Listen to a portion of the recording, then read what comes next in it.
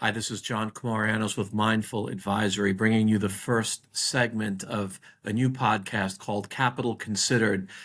We hope to have guests, luminaries in financial services once a week in the future. For this first edition, I'm going to do a recap of 2024, let you know what happened with markets, show you a couple of slides, and then sign off.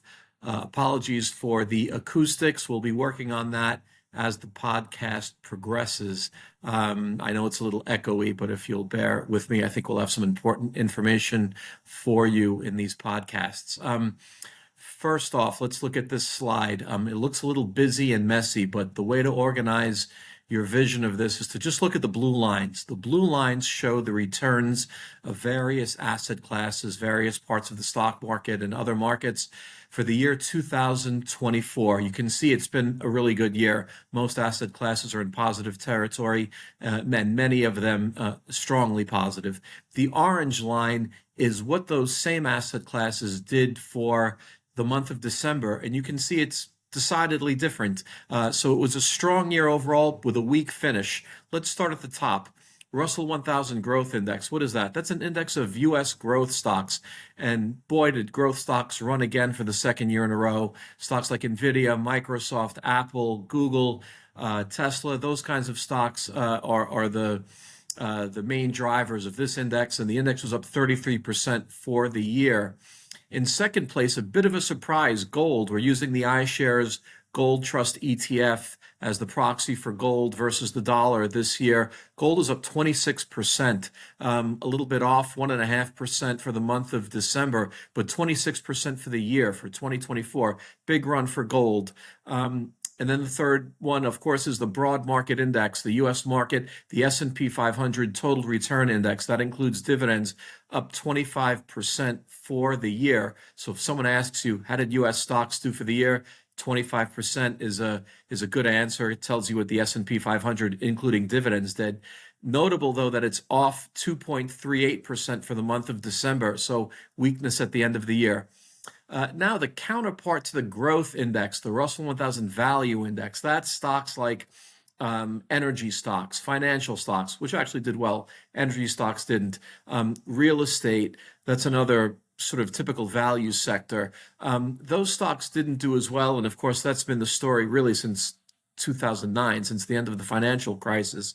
Up 14% for the year. Not bad, but not 33%, considerably lagging its growth counterpart.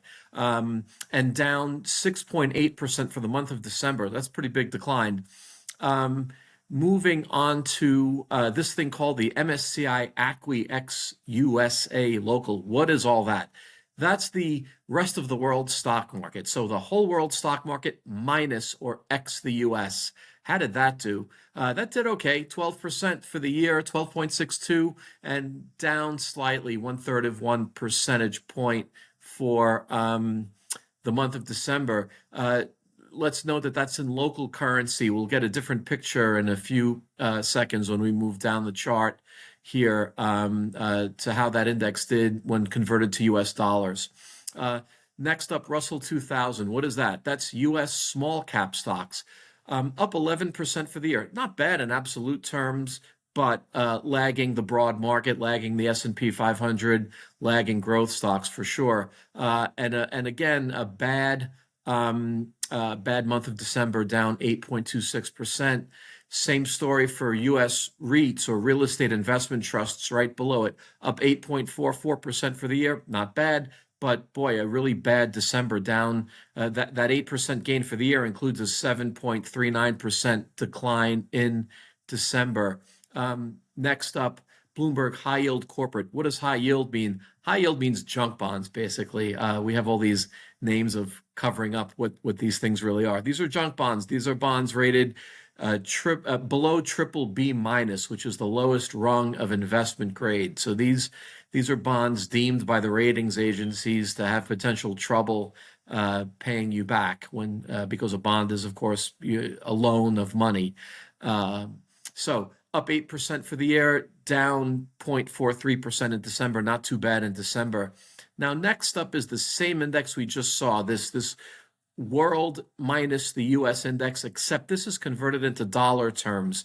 And when US investors invest overseas, they get two returns. They usually do it this way, the way this index shows. They get the return of the stocks in their local currency, and then they get the return of the local currency versus the US dollar. And because the US dollar has been strong and local currencies, foreign currencies have been weak, this index doesn't look as good when converted to dollar terms. So it's up 5 for the year, down almost 2, 1.94 for the month of December.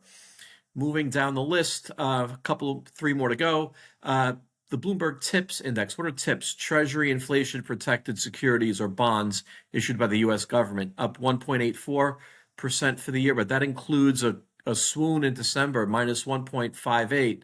So same thing for the Bloomberg U.S. aggregate, second to last. That's the main investment grade bond index. So no junk in this index. These are all investment grade bonds, up a measly 1.25 for the year, including a 1.64% loss in December. That is a big 1 month loss for investment grade bonds. So you can see the bond market has been reacting to Fed Chair Powell maybe taking more rate cuts than we would have anticipated off the table in the December meeting. So last one, municipal bonds, kind of the same story, up 1%, 1.05% for the year, but including a 1.46% swoon in December. So again, the story is pretty strong year, especially for stocks, maybe not so much for bonds, but a weak finish for just about everything. I don't know how that bodes for the new year, which starts tomorrow. We're recording this on the evening of January 1st, but we'll have to see. Keep in mind, December was a weak month. Next up, chart probably on everyone's mind, consumer price index. This is the main inflation indicator. The way I've organized this chart is the way you see it in many places, nothing that unusual about it, but just to be clear, every point on this line shows inflation at that point, how inflation is run for the past year to that point. So it's a year over year number. That's what each point represents. So if you look at the far right, you'll see a big spike. That's the summer of 2022, a couple of years ago, and inflation hit 9% in the summer on a year over year basis. So sometime in the summer of 2022, prices were 9% higher than they were in the summer of 2021.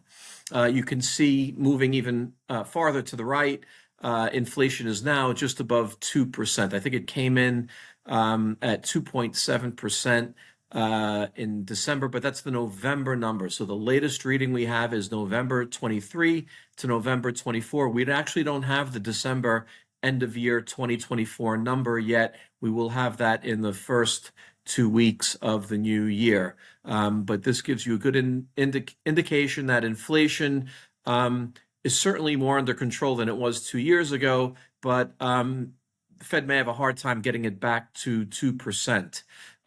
So that's the story for inflation. Moving on to the price of oil, which is a big component in the CPI. They do the CPI X food and energy, which takes oil out. What I just showed you is everything. But oil hasn't done much for the year. Kind of surprising. We have conflicts in the Middle East and involving Russia, which is the third largest producer of oil in the world. But oil started the year 2024 at just above $70 and ended the year at just above $70. So it got as high as it looks like $86 there in maybe the end of March, beginning of April, but ended the year where it started pretty much. Next slide, the third out of 5 here. This is median home price relative to median family income. Keep in mind it's through 2022 because the income statistics don't come in a very timely fashion. So you can see this goes back to 1963. People used to pay about 3 times family or household income for the price of a home.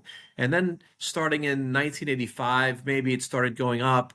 And boy, at the end of 2022, which is the end of this chart, we got over 4.5%. I imagine if we could when we get updated data and we can take this through 2023, we may get to, it may show 5 times. So the median home price 5 times the median family income. So that tells you something about the unaffordability of homes.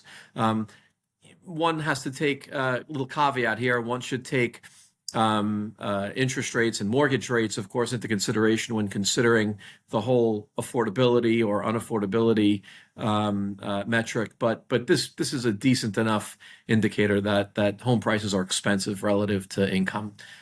Next chart is just the median home price, so not relative to anything else, not relative to median family income or anything else. And you can see, this goes back to 1963, you can see we peaked at just under $450,000, the median U.S. home, maybe at the end of 2022 or in mid-2022. And it looks like we're trending downward, but that's happened a couple of times recently. That happened in 2019, 2022, and then we had a big spike up. So trending down recently, but hard to say for sure. So that's it. That's the end of our 5 slides. Introductory maiden voyage of Capital Considered here.